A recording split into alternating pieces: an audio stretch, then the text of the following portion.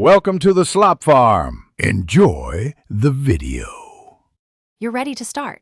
Press Command F5 or ask Siri to turn on Voiceover. This immediately activates the screen reader so you can follow audio feedback. Once Voiceover speaks, open System Settings and go to Accessibility Voiceover to access core controls. Make sure your keyboard or Magic Trackpad is connected and familiar key shortcuts are enabled. Now that Voiceover is running and settings are visible, you're ready to configure navigation, speech voice, and verbosity for the next steps. Now refine how Voiceover speaks and behaves. In the speech pane, pick a voice and dialect, then test and set a comfortable speaking rate. Faster or slower affects comprehension. Next, tune verbosity and hint levels so you hear only the detail you need while avoiding clutter.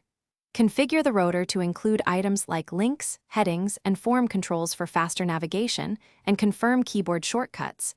These let you move efficiently without eye tracking. Once done, test navigation in Safari or Finder to validate settings.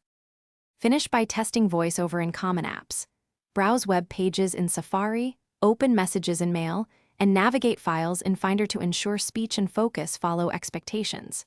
Save or export any custom Voiceover utility profiles so you can restore them later if needed.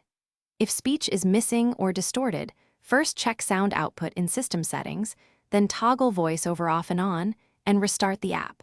Often that clears routing or voice cache problems. If issues persist, reboot. Thanks for watching. Consider subscribing if we helped you today.